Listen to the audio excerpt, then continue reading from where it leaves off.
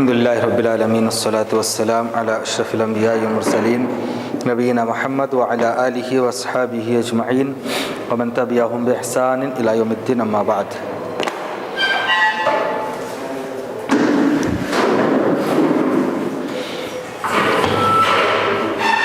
اصول حدیث کے گزشتہ کل کی کلاس میں ہم لوگوں نے یہ پڑھا ہے کہ مقبول حدیث چار طرح کی ہیں: صحیح لذاتہ، صحیح لغیرہ، حسن لذاتہ، حسن لغیرہ۔ یہ چار طرح کی حدیثیں اللہ کے یہاں، ہمارے محدثین کے یہاں قابل قبول ہیں، مقبول ہیں۔ یہ جو مقبول روایتیں ہیں، مقبول روایتوں کے کچھ کیٹیگریز ہیں، سب کے سب ایک ہی درجے کے نہیں، الگ الگ لیول کے، الگ الگ سٹیج کے ہوتے ہیں۔ اس کو حدیث کی اصطلاح میں کہا جاتا ہے درجات صحیح۔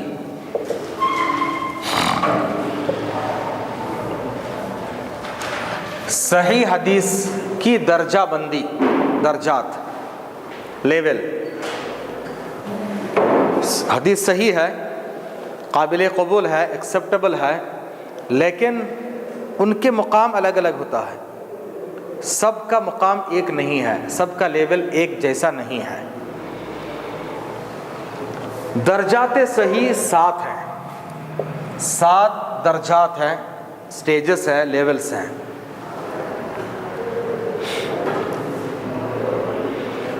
سب سے اونچے مقام کی حدیث، صحیح حدیثوں میں سب سے اونچے درجے کی حدیث نمبر 1 وہ حدیث ہے جس کو صحیح بخاری اور صحیح مسلم دونوں نے روایت کی ہو۔ وہ حدیث جو صحیح بخاری میں ہو اور مسلم میں بھی ہو۔ ایسی حدیثوں کو محدثین کی اصطلاح میں متفق علیہ کہا جاتا ہے۔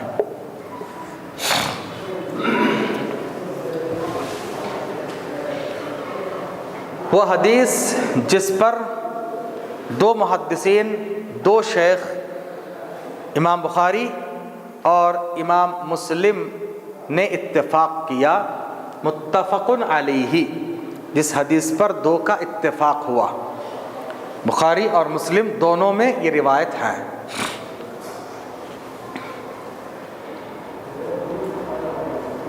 متفق علیہ، سب سے اونچے درجے کی صحیح حدیث، صحیح حدیثوں میں سب سے اونچے درجہ، اونچے مقام کی یہ صحیح حدیث ہے۔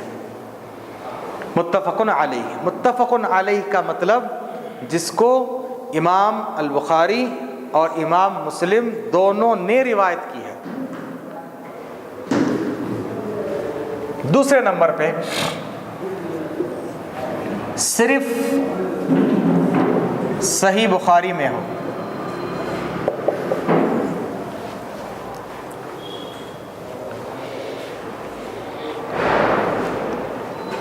صرف صحیح بخاری میں ہو، وہ حدیث، وہ روایت جو صرف صحیح بخاری میں ہو، یہ لیول وائز دوسرے نمبر پہ ہے۔ صحیح حدیثوں میں دوسرے نمبر کی صحیح حدیث ہوتی ہے۔ نمبر 3، جس روایت کو صرف امام مسلم نے روایت کی ہو، صحیح مسلم میں ہو، صرف صحیح مسلم میں ہو۔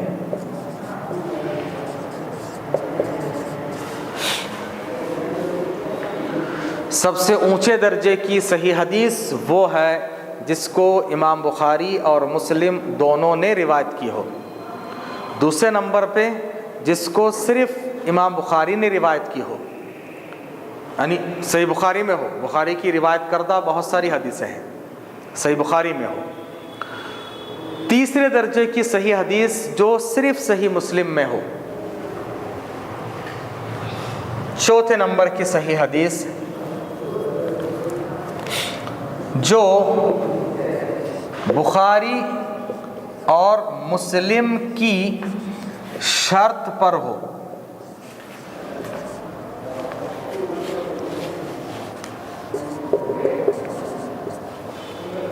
شرط، کنڈیشن. صحیح بخاری میں نہیں ہے، مسلم میں بھی نہیں ہے، کسی دوسری کتاب میں ہے، دوسرے محدثین نے روایت کی ہے، لیکن وہ روایت، وہ حدیث بخاری اور مسلم کی کنڈیشن پہ اترتی ہے. ان کے جو کنڈیشنز ہیں وہ اپلائی ہوتے ہیں، لیکن ان دونوں نے روایت نہیں کی، ان دونوں نے چھوڑ دیا ہے، جبکہ یہ روایت دونوں کی کنڈیشن پہ اترتی ہے. تو یہ چوتھے نمبر کی حدیث ہوتی ہے. صحیح حدیث میں، ایکسیپٹیبل حدیث میں، مقبول حدیثوں میں چوتھے نمبر کی ہے. پانچویں نمبر پہ ہیں جو صرف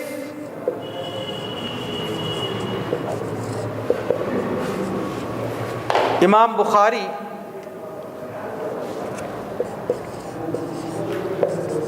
کی شرط پر ہو.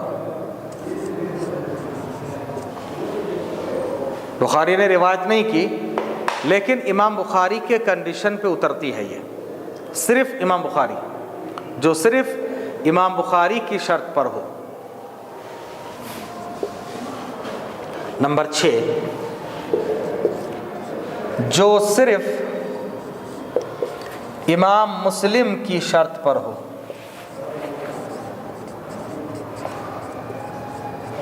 بہت آسان ہے یاد رکھنے کے لیے.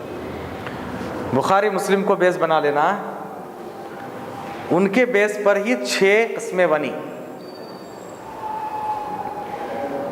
سب سے اونچے درجے کی صحیح حدیث جس کو امام بخاری اور مسلم دونوں نے روایت کی ہے. اس کے بعد ایک ایک کو نکالنا. دوسرے نمبر پہ صرف امام بخاری نے روایت کی ہے، صحیح بخاری میں، ان کی جو کتاب صحیح بخاری اس میں ہے. تیسرے نمبر پہ صرف صحیح مسلم میں ہو. چوتھے نمبر پہ بخاری اور مسلم کی کنڈیشن، دونوں کے کنڈیشن پر ہو، لیکن بخاری مسلم میں نہیں، دونوں نے روایت نہیں کی، کسی اور محدث نے روایت کی ہے، بیان کیا، لیکن دونوں کی کنڈیشن کو فلفل کرتی ہے یہ حدیث. پھر اس کے بعد پانچویں نمبر پہ جو صرف صحیح بخاری، صرف امام بخاری کے کنڈیشن پہ ہو، اور چھٹے نمبر پہ صرف صحیح مسلم کی کنڈیشن پہ ہو. آخری نمبر کی 7ویں نمبر کی حدیث صحیح بخاری اور مسلم کے علاوہ، یعنی ان 6 کے علاوہ کسی اور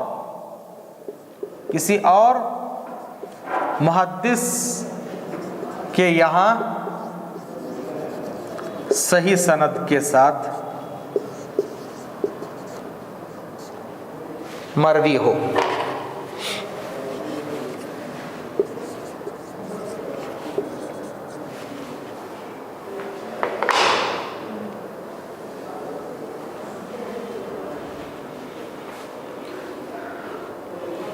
امام ابو داؤد، ترمذی، نسائی، ابن ماجہ، دارقطنی، امام حاکم، ابن حبان، بیہقی اور عبدالرزاق، ابن ابی شیبہ، بہت ساری حدیثوں کی کتاب ہے.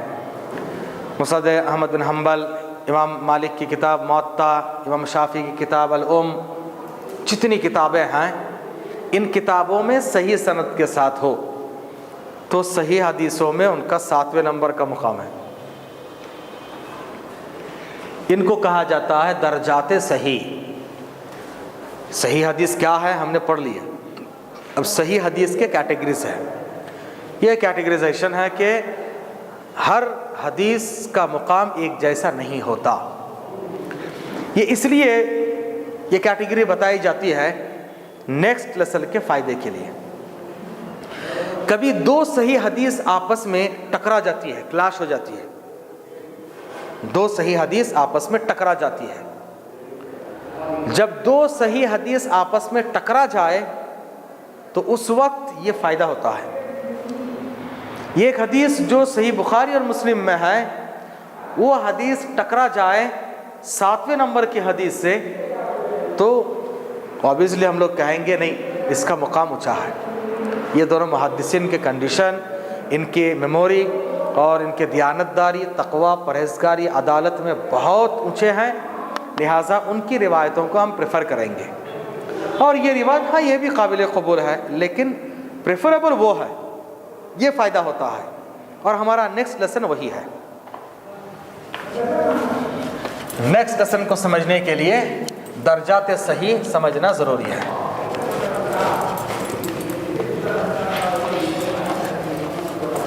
दो हदीस आपस में टकरा जाए, दोनों में क्लैश हो जाए, एक सही और एक ज़ईफ़ हो तो कोई मसला ही नहीं है, सही को ले लेंगे, ज़ईफ़ को छोड़ देंगे। और अगर दोनों हदीसें सही हैं, दो हदीसें आपस में टकरा रही हैं, दोनों हदीसें सही हैं, उस वक्त थोड़ा मसला होता है।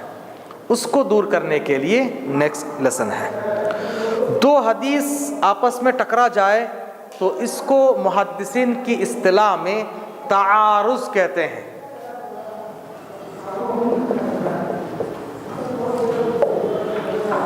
तारुज़ आप अपने हिसाब से नोट लिख लीजिए। तारुज़ का मतलब दो सही हदीसों का आपस में टकरा जाना, दोनों भी सही हो।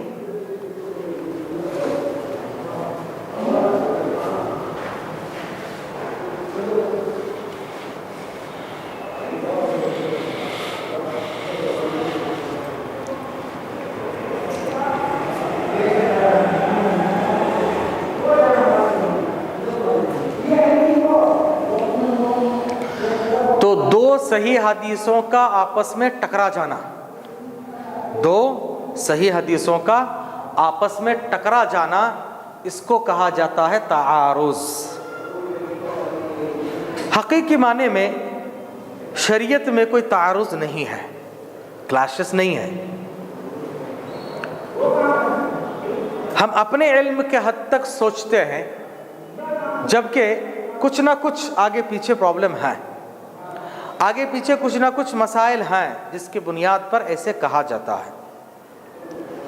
हकीकी माने में ये हमारे दिमाग की सोच है, वरना शरीयत में गहराई के साथ देखेंगे तो कोई तारुज़, कोई क्लाश नहीं है। अब उसको दूर करने के लिए आगे हमको समझना है, दो हदीसें आपस में अगर टकरा जाए तो क्या करना है। सबसे पहला काम जमा,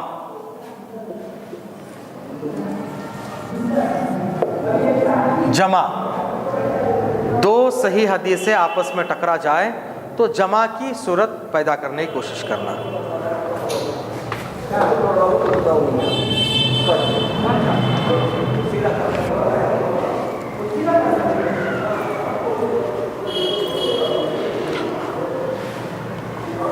जमा का मतलब दोनों हदीसों को इकट्ठा करने की कोशिश करना कि दोनों हदीसों पर अमल हो जाए,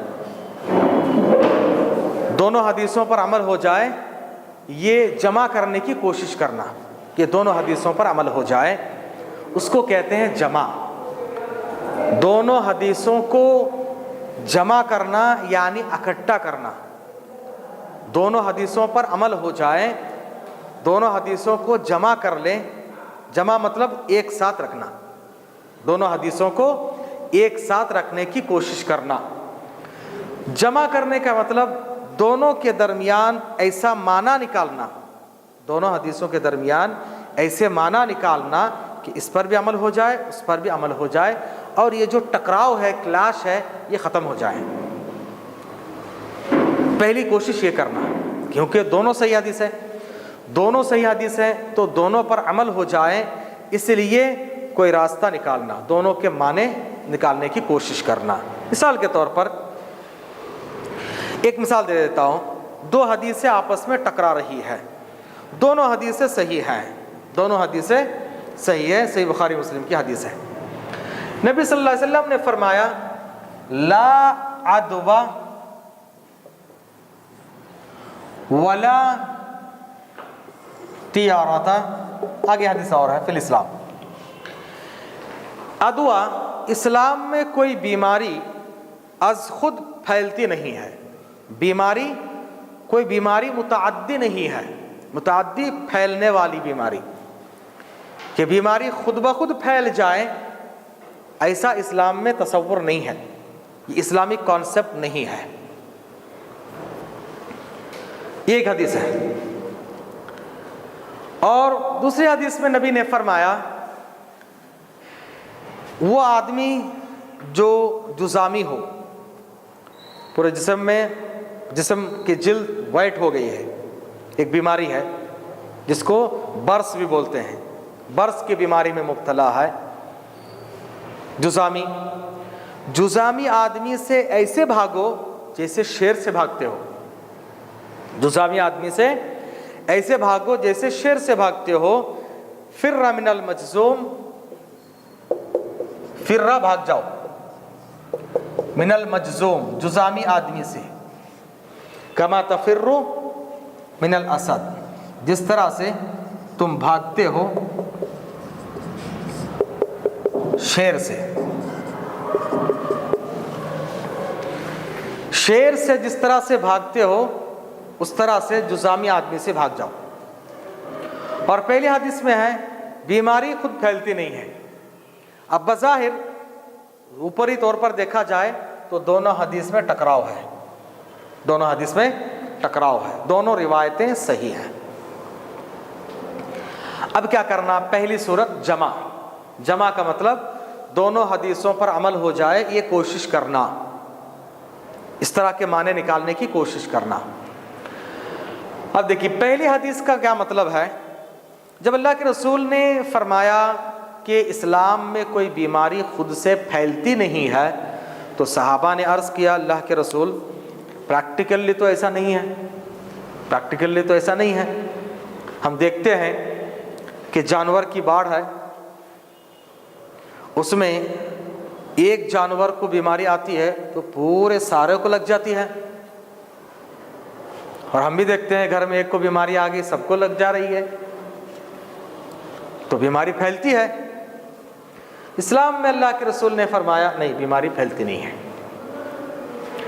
تو نبی صلی اللہ علیہ وسلم نے بہت آسانی کے ساتھ سمجھا دیا کہ دیکھو بیماری کیسے پھیلتی ہے۔ صحابہ نے کہا ہمارے اونٹوں کی باڑ میں ایک اونٹ کو خارش خجلی آ جاتی ہے، دیکھتے ہی دیکھتے پورے کو آ جاتی ہے۔ نبی نے فرمایا فما اجرب الاول، پہلے اونٹ کو کس نے لگایا؟ پہلے اونٹ کو جو بیماری آئی ہے وہ کس سے لگا لیا؟ وہ تو کہیں نہیں گیا نا، اگر پھیل رہی ہے تو اس کو جو آئی وہ کہاں سے آئی؟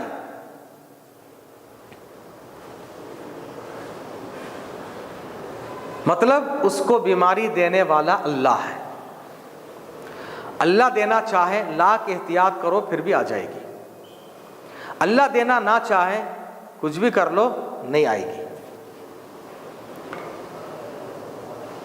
یہ اللہ تعالیٰ نے مشیت، اللہ کی مشیت ہے، اللہ نے تقدیر میں لکھ دیا ہے کہ گھر میں پہلے آدمی کو بیماری آئے گی، پھر اس کے بعد دوسرے تیسرے چوتھے پانچویں۔ مطلب یہ ہے ہاں ان کو آئی، ان سے بیماری ان تک ٹرانسفر ہوئی ہے، ٹرانسفر جو ہوئی ہے وہ اللہ کی مرضی سے،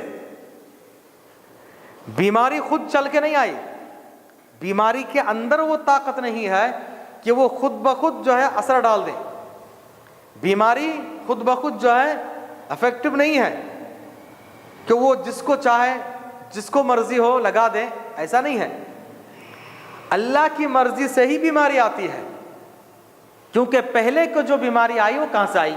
اللہ نے دیا۔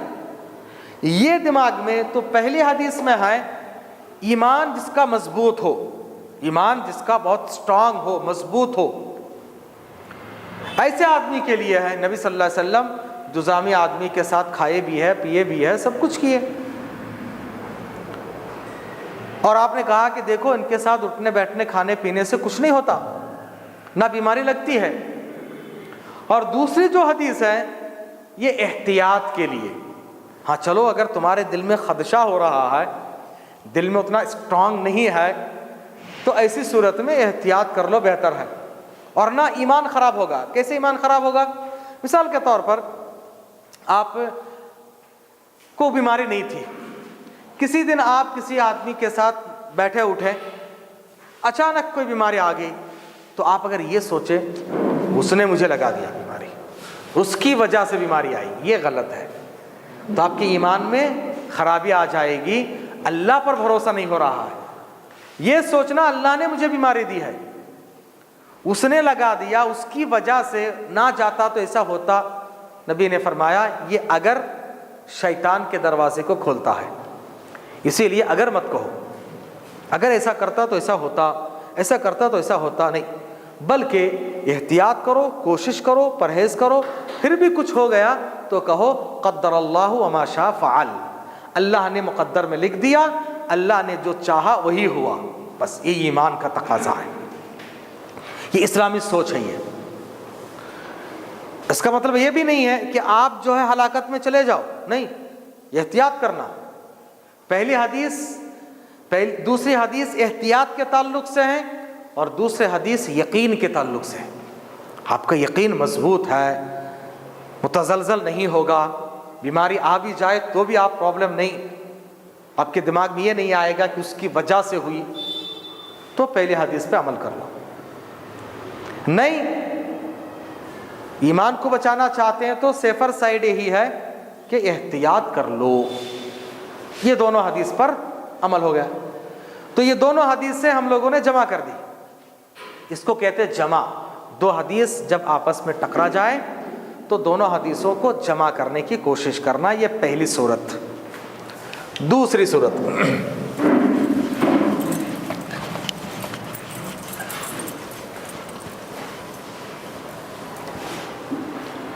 دوسری صورت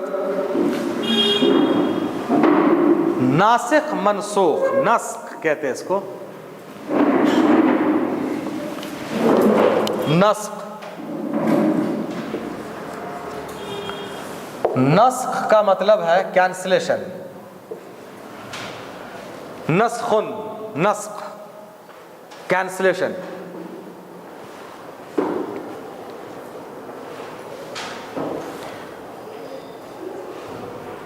مطلب دو حدیثیں آپس میں ٹکرا رہی ہے, تو اب یہ دیکھنا ہے کہ بھائی کہیں ایک حدیث پہلے کی تو نہیں اور ایک حدیث بعد کی, کیونکہ شریعت میں نبی نے شروع میں لوگوں کے حساب سے ایک حکم دیتے تھے, پھر اس کے بعد آہستہ آہستہ کہتے نہیں بھائی اب ٹھیک ٹھاک ہے, اب یہ کرو.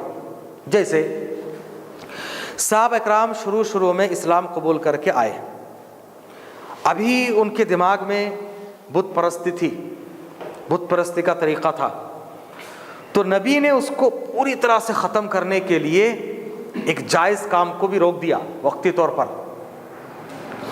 تو مضبوط بنانے کے لیے کبھی جائز کاموں کو بھی چھوڑنا, جیسے قبروں کی زیارت, قبروں میں جا کر زیارت کرنا جائز ہے, لیکن شروع میں نبی نے منع فرمایا, قبروں کو جانا ہی نہیں, دفن کر کے آگے ختم, نہ زیارت کے لیے, نہ دعا کے لیے, نہ کچھ اور کرنے کے لیے. کیوں؟ تاکہ ان کا ایمان مضبوط ہو, اللہ پر بھروسہ آئے. مردوں سے مانگنا, بڑے بزرگوں سے مانگنا یہ چھوڑیں. تو شروع میں نبی نے منع کر دیا, بالکل نہیں جانا قبروں کو. اس کے بعد لاسٹ میں نبی نے کہا کہ دیکھو میں نے تم کو اس سے پہلے قبر کی زیارت سے روکا تھا, اب زیارت کرو.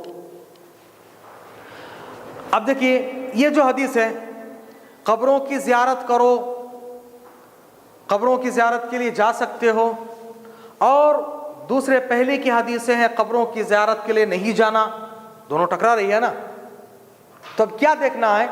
سب سے پہلے ڈیٹ دیکھنا ہے, تاریخ دیکھنا, ڈیٹ دیکھنا کہ کون سی حدیث پہلے کی ہے, کون سی حدیث بعد کی ہے. جو پہلے کی حدیث ہوگی وہ کینسلڈ, پہلے کینسلڈ, جو کینسلڈ ہے اس کو کہتے ہیں منسوخ. یہ بہت ضروری ٹرم ہے, ان کو یاد رکھنا, بار بار آئے گا.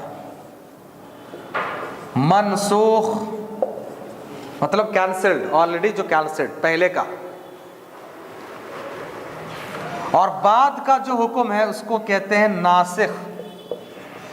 मतलब कैंसिलर, नासिख कैंसिलर, कैंसिल करने वाला, और मनसूख कैंसिल्ड, ऑलरेडी जिसको कैंसिल कर दिया गया। ये पहले का होता है, ये असल में बिफोर, पहले का मनसूख जो कैंसिल हो गया, और ये जो है बाद का है, आफ्टर या लेटर।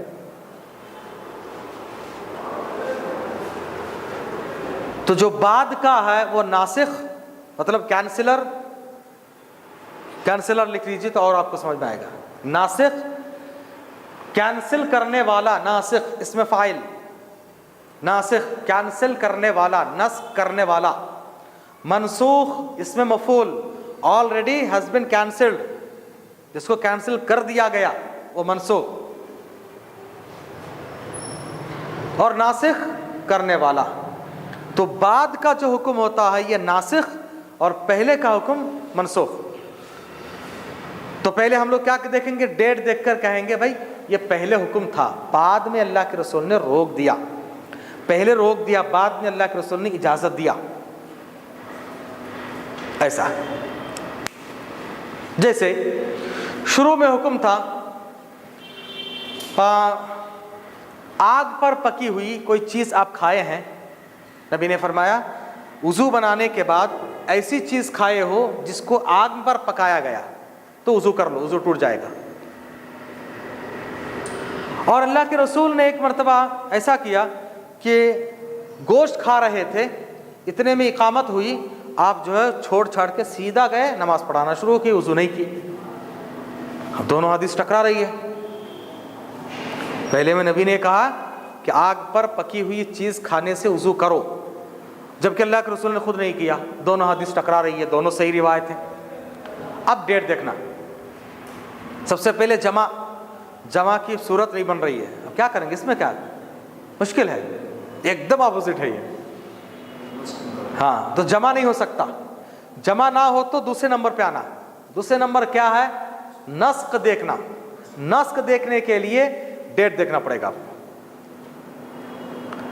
डेट भी पता नहीं चल रहा, तब ये देखना कि भाई नबी ने कुछ कहा है क्या। नबी ने खुद कहा है पहले मैंने इसे हुक्म दिया, बाद में ऐसा, तो खुद ब खुद मालूम हो गया पहले का कैंसिल अब ये। नहीं तो सहाबी को देखना, सहाबी कुछ कह रहा है क्या। कभी सहाबी बताते हैं नबी ने पहले ऐसे किया बाद में ऐसे किया, तो यहाँ पर सहाबी का कौल है। सहाबी कहते हैं कि शुरू में नबी सल्लल्लाहु अलैहि वसल्लम आग पर पकी हुई चीज़ खाकर वुज़ू करने का हुक्म देते, लेकिन नबी का लास्ट अमल ये रहा कि आग पर पकी हुई चीज़ खाने से वुज़ू नहीं किए। तो लास्ट हुक्म क्या है, वुज़ू नहीं करना, पहले का हुक्म कैंसिल। अब अगर आप आग पर पकी हुई चीज़ खा रहे हैं, वुज़ू करने की कोई ज़रूरत नहीं है। अब गर्म पानी से वुज़ू भी नहीं कर सकते, मसला है, वो भी तो आग है ना। ये दूसरी सूरत है नस्ख। नस्ख मालूम करने के 3 तरीक़े हैं, कैंसिलेशन मालूम करने के 3 तरीक़े हैं। नंबर 1, इसको कहते हैं मारिफत नस्ख। मारिफत कैंसिलेशन मालूम करने का जरिया, कैंसिलेशन को मालूम करने का तरीक़ा कि हदीस ये कैंसिल है या कैंसिलर है, मालूम करने के कुछ तरीक़े हैं। 3 तरीक़े हैं। नंबर 1, नबी की इत्तला देने से।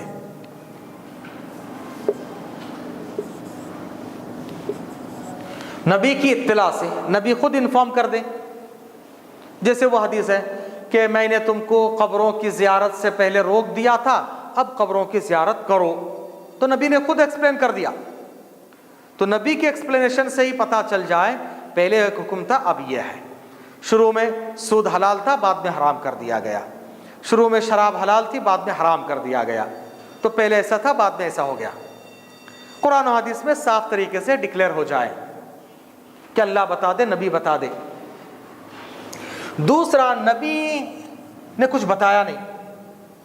नबी के दोनों अमल है, दोनों आपस में टकरा रहे हैं। जैसे वुजू का, सहाबी के कौल, सहाबी का قول سے کہ صحابی بتائیں کہ بھائی نبی نے پہلے ایسے کیا بعد میں ایسے کیا، صحابی بتا دے مسئلہ حل ہے نا. نبی نے نہیں بتایا، صحابی کا قول بھی نہیں ہے، دونوں حدیث ٹکرا رہی ہے. اب ڈیٹ دیکھنا، تیسرے نمبر پہ تاریخ دیکھنا، مطلب ڈیٹ.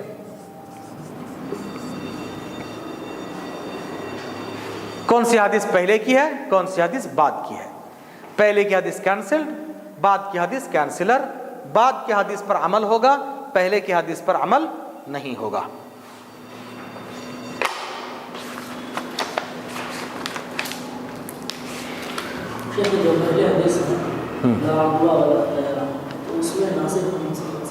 ناسخ منسوخ نہیں ہے، کیونکہ دونوں حدیثوں کے معنی ہم لوگ نکال سکتے ہیں.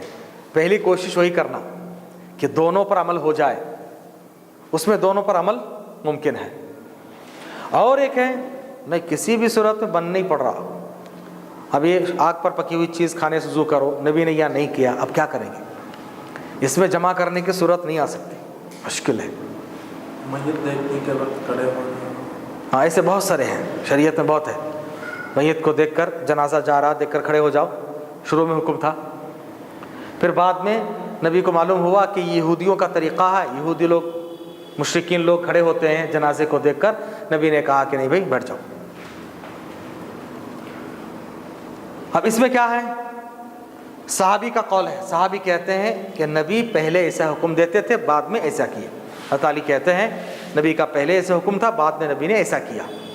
تو صحابی ایکسپلین کر دے، مسئلہ حل ہو جاتا.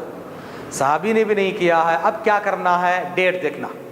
جیسے دو روایتیں آپس میں ٹکرا رہی. دیکھیے نبی نے فرمایا کوئی اگر روزے کی حالت میں کپنگ کیا، پشنا لگایا، روزے کی حالت میں کپنگ کیا، تو روزے کی حالت میں کپنگ جس کو کیا گیا اس کا بھی روزہ ٹوٹ جائے گا، اور جو کیا ہے اس کا بھی روزہ ٹوٹ جائے گا. میں آپ کو کر رہا ہوں، میرا روزہ بھی ٹوٹ جائے گا، آپ کا بھی ٹوٹ جائے گا. اور ایک روایت اور ایک صحابی بیان کر رہے ہیں کہ نبی حجۃ الوداع کے موقع پر، حجۃ الوداع کے موقع پر احرام کی حالت میں تھے، اور احرام کی حالت میں تھے، روزے کی حالت میں بھی تھے، اور آپ نے پچنا لگوایا لیکن روزہ نہیں توڑے. روزہ آپ صلی اللہ علیہ وسلم نہیں توڑے بلکہ روزے کو کنٹینیو کرتے رہے. تو یہاں پر دونوں حدیثیں آپس میں ٹکرا رہی ہے، دونوں حدیثیں آپس میں ٹکرا رہی ہے کہ ایک تو نبی صلی اللہ علیہ وسلم نے کہا کہ بھائی پچنا لگانے والا اور لگوانے والا دونوں روزہ توڑ دیں. یہاں پر نبی نے خود پچنا لگوایا، روزے کی حالت میں روزہ نہیں توڑے. جمع ممکن ہے؟ نہیں. نسخ دیکھیں گے، کینسل کچھ ہے کیا؟ ہاں نبی نے کچھ کہا؟ نہیں، نبی کی انفارمیشن بھی نہیں. صحابی نے کچھ کہا؟ صحابی نے بھی کچھ نہیں کہا. اب دونوں حدیث اپنی جگہ پر ٹھہرے ہوئے ہیں. یہاں پر نبی نے کہا کہ روزہ توڑ دو، یا نبی نے نہیں توڑا. نبی کی انفارمیشن بھی نہیں ہے، صحابی کی انفارم بھی نہیں ہے. اب کیا کرنا؟ ڈیٹ دیکھنا. پہلی حدیث جو جس میں ہے کہ نبی نے کہا کہ روزہ توڑ دیں، پشنا لگانے والا لگوانے والا، وہ حدیث پہلے کی ہے، مطلب 8 ہجری کی ہے. 8 ہجری میں جو صحابی بیان کر رہے ہیں وہ 8 ہجری میں اسلام قبول کیے. اور جس میں نبی کا حجۃ الوداع کا واقعہ یہ 10 ہجری کا ہے، کیونکہ اسی سفر میں آپ صلی اللہ علیہ وسلم بیمار ہوئے، حج سے واپس ہوتے ہوئے بیمار ہوئے. حجۃ الوداع میں ذوالحج کا مہینہ تھا، گھر لوٹتے لوٹتے اب ربیع الاول شروع ہو، محرم شروع ہوا، محرم کے بعد سفر، سفر کے بعد ربیع الاول، ربیع الاول میں آپ صلی اللہ علیہ وسلم کی وفات ہو گئی. تو سفر کے آخری 4 شنبے میں نبی صحت یاب نہیں ہوئے بلکہ نبی زیادہ بیمار ہوئے. لوگ الٹا کر لیے. اس دن نبی صحت یاب ہوئے، ہریالی پر چلے. ہمیں بھی ہریالی کھدلنا، اچھا پہننا، اچھا کھانا نبی کی سنت ہے. نہیں، نبی ان دنوں میں زیادہ بیمار ہوئے، سفر کے لاسٹ دنوں میں زیادہ بیمار ہوئے. سفر کے بعد کا مہینہ ربیع الاول کے 12 تاریخ کو انتقال ہوا. تو یہ جو آپ پچنا لگائے, کپنگ کیے اور روزہ نہیں توڑے, یہ 10 ہجری کا ہے. اب بتائیں کیا ہوگا؟ 8 ہجری والا کینسل, 10 ہجری کا مان لیں گے. 10 ہجری میں کیا ہے؟ نبی روزے کی حالت میں, احرام کی حالت میں کپنگ کیے, روزہ نہیں توڑے, تو روزہ ٹوٹے گا نہیں, پہلے کا حکم کینسل ہو جائے گا. تو کینسلیشن دیکھنے کے لیے یہ 3 طریقے ہیں, یاد رکھیے. ایک چوتھا ہے اجماع, وہ آپ کو اتنا سمجھ میں نہیں آئے گا, وہ علماء کے لیے بہتر ہے, عوام کے لیے اتنی بات کافی ہے. نبی خود بتا دیں, جیسے کہ نبی نے کہا میں تم کو قبروں کی زیارت کرنے سے روک دیا تھا, اب میں اجازت دے رہا ہوں, نبی کلیئر کٹ بتا دیں. اس کے بعد صحابی کے قول سے کہ صحابی خود بتائیں کہ نبی پہلے ایسا عمل کرتے تھے, بعد میں ایسا ہے. یا نہیں تو ڈیٹ دیکھیں, یہ دونوں نہیں ہے تو ڈیٹ دیکھنا کہ اس روایت کو روایت کرنے والے کون سے راوی ہیں, اس روایت کو روایت کرنے والے کون سے راوی ہیں. اب اس میں ایک مسئلہ حل ہوتا ہے, دیکھیے ایک منٹ, کہ بہت سارے لوگ کہتے ہیں نماز میں رفع الیدین کا حکم پہلے تھا, بعد میں کینسل ہو گیا. نبی پہلے کرتے تھے, ان کے پاس کوئی جواب نہیں ہے نا, نہیں کرنا بول کے نہیں مل رہا ہے. اب یہاں آئے کہ یہ پہلے نبی کرتے تھے, بعد میں وہ کینسل ہو گیا, جبکہ یہ غلط ہے, کیونکہ کینسلیشن کے جو یہ رولز ہیں, نبی نے کچھ کہا نہیں, صحابی نے کچھ کہا نہیں. تو اب ڈیٹ دیکھو, ڈیٹ دیکھ رہے ہیں تو الٹا ہے. رفع الیدین کی روایتیں ابو ہریرہ روایت کرتے ہیں, ابو ہریرہ, اور ابو ہریرہ لاسٹ میں اسلام قبول کیے, 6 ہجری میں اسلام قبول کیے, اور ان کے بھی بعد کے جو لوگ 8 ہجری میں 9 ہجری میں اسلام قبول کیے, وہ لوگ بھی روایت کر رہے ہیں. لاسٹ دنوں میں 10 ہجری میں نبی کا انتقال ہو گیا. اس سے یہ معلوم ہوتا ہے کہ جو لاسٹ میں جو اسلام قبول کیے وہ لوگ کہتے ہیں نبی رفع الیدین کرتے تھے.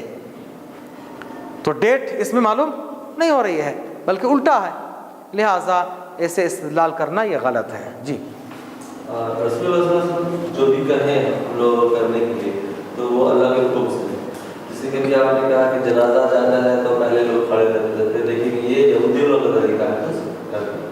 تو مطلب یہ تو ہوا جیسے کہ ان کی طرف سے, یہ اللہ کی طرف سے نہیں, اس لائک مسٹیک کی طرف. ایسے چیز جو مستشرقین ہے, جس کو اورینٹیلسٹ بولتے ہیں, یعنی اسلام کے خلاف وہ لوگ کچھ یہ نکالتے ہیں, اسلام کی تعلیمات کو پڑھ کے اس میں آبجیکشن. تو جو مستشرقین ہے, اورینٹیلسٹ ہے, ان کی طرف سے یہ بھی سیم یہی آبجیکٹ وہ بھی ڈالتے ہیں. ارے بھائی شریعت تم کہتے ہو اللہ کی طرف سے, اللہ تو عالم الغیب ہے, اللہ کو پورا معلوم ہونا چاہیے, اللہ کو پورا معلوم ہونا چاہیے, پھر کیوں پہلے ایک حکم بعد میں ایک حکم؟ یہ ایک بہت بڑا معرکۃ الآراء مسئلہ ہے. اس کے سمپل اور سادی سی جواب, جیسے شراب کی حرمت, شراب کی حرمت 3 اسٹیجز میں ہوا. پہلے اللہ نے کہا, اور قرآن میں اللہ نے صاف کہا سورہ بقرہ میں, ما ننسخ من آیت او ننسیها الا نأتی بخیر منها. ہم جب کبھی نسخ, وہی لفظ آیا قرآن میں بھی, اللہ نے کہا کتنی آیتیں, ایک آیت دوسری آیت کو کینسل کرتی ہے. آیتیں خود, پہلے یہ حکم تھا بعد میں وہ کینسل ہو گئی. قرآنی آیتیں خود. کیوں؟ کیونکہ اللہ کو معلوم ہے, اللہ فیوچر کو جانتا, غیب کو جانتا ہے. انسان کے مزاج کے اعتبار سے اس کو اسٹیپ بائی اسٹیپ لے جانا. عرب کے لوگ اتنے شراب پیتے تھے, فوراً پابندی لگائیں گے تو یہ لوگ پریشان ہو جائیں گے. اسی لیے اللہ کو معلوم ہے کہ ان کے ساتھ کیسے ٹریٹ کرنا. پہلے کہا کہ دیکھو شراب میں نقصان زیادہ ہے, نفع کم ہے. یہ پہلا حکم کہ اسمہما اکبر من نفعہما. شراب میں فائدہ ہے بھائی, بیچنے والا بنانے والا اس کو فائدہ ہو رہا ہے, لیکن نقصان زیادہ ہے. تو دماغ میں آ گیا بھائی اس میں نقصان زیادہ ہے, یہ نقصان ہے, یہ ہانیکارک ہے, نقصان دہ, ہارمفل ہے, یہ دماغ میں آ گئی. اس کے پھر چند دنوں کے بعد کہا کہ بھائی شراب پی کر نماز میں آنا نہیں, نشے کی حالت میں. یہ سیکنڈ اسٹیج. لا تقربوا الصلاۃ وانتم سکارا. پیو ٹھیک ہے, لیکن نشے کی حالت میں نماز نہیں پڑھنا, نماز کے وقت تک نشہ اتر جانا. اب یہ تو اب ظہر میں پی لیا, اثر تک نشہ اترے گا؟ नहीं, असर में पिए तो मगरिब तक नहीं, मगरिब में पिए तो इशा तक नहीं, 4 नमाज की पाबंदी हो गई, खत्म। दिन में पीने का सवाल नहीं, अब दिन में नहीं पी सकते। ज्यादा से ज्यादा फजर के बाद पी लिए तो जोहर तक लंबा वक्त है, लेकिन वो वक्त अरबों के लोग सुबह सवेरे ज्यादा मेहनत करते, कमाने का वक्त, मेहनत करने का वक्त, काम का वक्त है, क्योंकि 10-11 के बाद काफी धूप हो जाती है। अब ज्यादा से ज्यादा रह गया एक टाइम, इशा के बाद पियो, फजर तक नशा उतर जाएगा, एक टाइम रह गया। अब आदत कम होगी नहीं होगी, खुद ब खुद आदत कम हो रही, देखिए। अब उसके चंद दिनों के बाद, अब तकरीबन आदत चली गई है, चंद दिनों के बाद अल्लाह ने कहा कि अब तुम्हारे लिए शराब को हराम कर दिया गया। अब देखिए कितने आदी थे वो लोग, इतने स्टेजेस अपनाने के बावजूद भी एक टाइम पीने का ये हाल था कि जब हराम हो गया, कहा कि अब शराब हराम हो गई भाई। मदीने के घरों से लोगों ने शराब की जो हांडियां थी उड़ेलना शुरू किए, तो गलियों में यहां तक शराब बहने लगी। सोचिए कितने आदी थे वो लोग, शराब के कितने आदी थे। इतना कंट्रोल करने के 2 स्टेजेस हो गए, 2 मर्तबा छटाई करने के बाद ये हाल है। अब सोचिए पहले क्या हाल था। उसके बाद कहा कि ठीक है भाई, अभी जो मुंह में है वहां तक भी छोड़ दिया, नहीं भाई एक गिलास भी नहीं, अल्लाह की तरफ से हराम है। अब ये जो मसला है, शुरू में अल्लाह के रसूल सल्लल्लाहु अलैहि वसल्लम यहूदियों की मुआफ़क़त करते। क्यों? क्योंकि यहूदी लोग अहले किताब थे, यहूदी और नसरानी अहले किताब थे, उनके पास इल्म था, और इससे पहले वाले सही मज़हब वही था, ईसा अलैहिस्सलाम थे। तो हर मामले में नबी सल्लल्लाहु अलैहि वसल्लम के पास जब तक कोई वही नहीं आती, कुछ भी नहीं आता, आप उन्हीं के तरीके को फॉलो करते हैं, क्योंकि वो नबी का तरीका था। 2 फ़ायदा उसका, एक तो हो सकता है इनके दिल नरम पड़े और इस्लाम कबूल कर ले, क्योंकि पहले से ही जो आदमी हुकूमत में है, पहले से जो आदमी हुकूमत में है, अब उसको अब हटाकर हुकूमत बनाएंगे ना, तो वो बर्दाश्त नहीं करता। या तो उसको पूरी तरह से ख़त्म करना, या उसको आप जो है कन्विंस करना।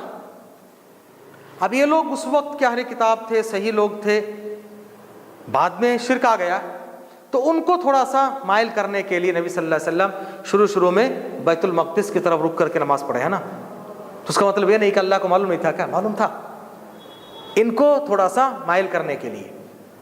फिर कहा कि नहीं भाई, अब तो बाद में जब दूध का दूध पानी का पानी हो गया भाई, सब कुछ करके भी फ़ायदा नहीं है, अब कहा कि हर बात में यहूदी की मुखालफत करो, तब से शुरू हो गया।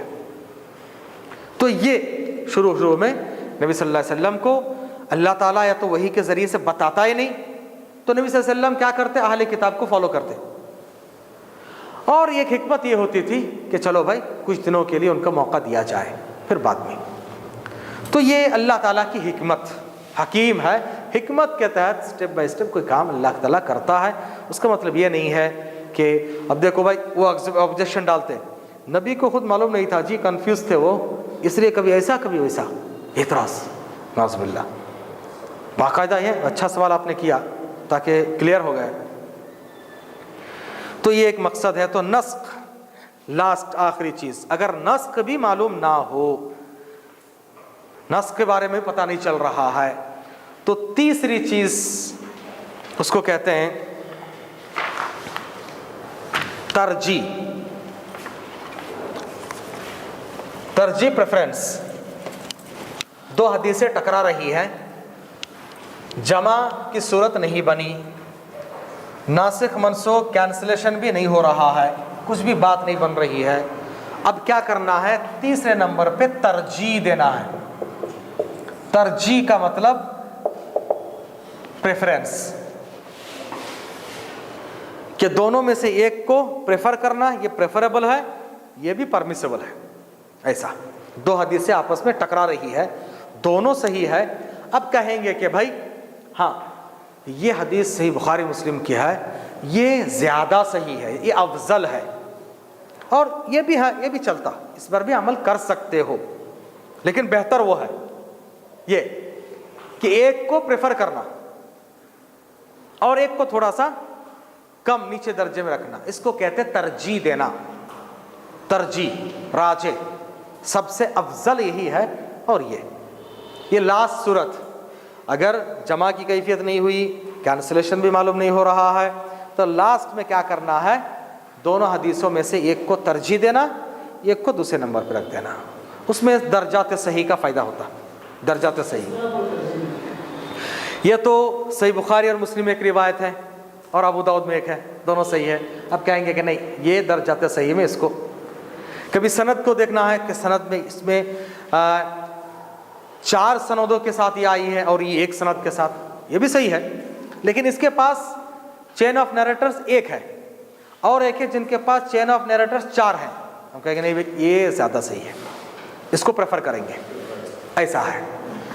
تو پریفر کرنے کے لیے درجات صحیح کو دماغ میں رکھنا. درجات صحیح اور تعدد طرق، کئی چیزیں ہیں پریفرنس کے لیے اور ترجیح دینے کے لیے کئی ساری چیزیں ہوتی ہیں. ایک ہے مسلسل عمل، ایک روایت مدینے والے بیان کر رہے ہیں اور ایک روایت جو بیان کر رہے ہیں کوفہ والے. ہم کہیں گے مدینے کے لیں گے کیونکہ یہ لوگ اللہ کے رسول پھر تابعی کو ڈائریکٹ دیکھے ہیں، صحابہ کو. بہت سارے اس کے اصول ہیں ترجیح دینے کے. جی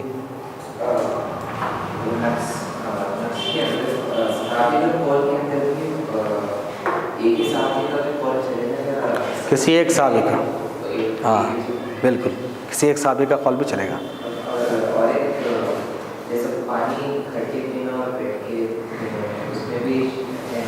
ہاں اس میں وہ یہی ترجیح والی بات آتی ہے.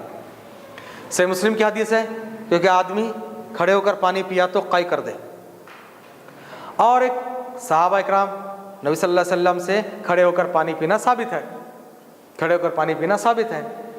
تو ہم کہیں گے کہ عام حالتوں میں کھڑے ہو کر پانی نہیں پینا چاہیے، کھڑے ہو کر نہیں پانی پینا یہ زیادہ افضل ہے. صحیح مسلم کی روایت ہے، یہ پریفریبل ہے. کبھی کوئی سچویشن آ جائے تو پی رہا ہے تو غلط نہیں ہے. تو یہ نیچے درجے کی ایسے بہت ساری چیزیں. اب یہ آپ کو جب آپ فقہ پڑھیں گے، حدیث پڑھیں گے اور فقہی مسائل پڑھیں گے نا، یہ سب مسائل آئیں گے، یہ بھی حدیث ہے یہ بھی حدیث ہے، تب آپ کو یہ فائدہ ہوگا. اسی لیے پہلے یہ پڑھا رہے ہیں. جی دونوں جمع کیا نا. ہاں ہاں دونوں کو جمع کرنا، لیکن وہ جو دونوں ایک ہی لیول کے ہو تو اس وقت دونوں کو جمع کرنا.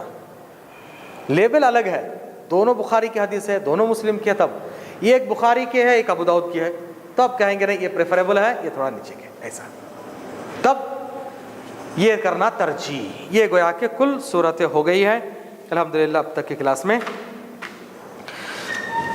اب لاسٹ ایک سٹیج بولتے ہیں، لیکن یہ صرف امیجن ہے، ایسا ہے ہی نہیں، یہ صرف تصوراتی ہے. حقیقت میں ایسا نہیں ہے کہ دونوں حدیث میں کلاش ہو گئی، دونوں حدیث صحیح، تینوں صورتیں نہیں بن پڑی، جمع بھی نہیں، نسخ بھی نہیں، ترجیح بھی نہیں، سمجھ میں نہیں آ رہا، تو توقف، اسٹینڈ بائی، اسٹاپ، اس کو کہتے ہیں توقف. توقف کا مطلب اسٹاپ ہو جانا. دونوں حدیث پر عمل نہیں، دونوں حدیث کو اسٹاپ. لیکن ایسے پریکٹیکلی نہیں ہے، یہ صرف امیجنری ہے، تصوراتی ہے. یہ شریعت میں کوئی حدیث ایسی نہیں ہے آج تک الحمدللہ کہ دونوں حدیث ٹکرا گئی اور ہمیں تینوں میں سے کچھ بھی سمجھ میں نہیں آیا، محدثین نے تینوں میں سے کچھ نہیں کیا، ایسی کوئی روایت نہیں ہے الحمدللہ. لیکن بولتے ہیں اسی لیے بیان کر دیے، کیونکہ اس علم کا ایک پارٹ ہے سبجیکٹ کا، اسی لیے میں نے بیان کر دیا. تو الحمدللہ یہاں تک ہم لوگوں نے جو حدیث قابل قبول ہے، ایکسیپٹیبل ہے، ان کے درمیان ٹکراؤ ہو جائے تو کیا کرنا، ان کے سٹیجز کیا ہے، لیولز کیا ہے، یہ معلوم کر لیے. اب اس کے بعد مردود حدیثوں کا بیان شروع ہوگا. ریجیکٹڈ حدیثیں ضعیف کب ہوتی ہے، اس کی قسمیں کیا کیا ہیں، سب سے اونچے لیول کی ضعیف کیا ہے، جیسے اونچے لیول کی صحیح ہے تو سب سے خطرناک ضعیف کیا ہے، پھر اس کے لیول آئیں گے انشاءاللہ. یہ بہت اہم ہوتا ہے حدیث میں. نیکسٹ چیپٹر یہ بہت اہم ہے انشاءاللہ. سبحانک اللہم و بحمدک، اشہد ان لا الہ الا انت. صحابی کا قول ہم کو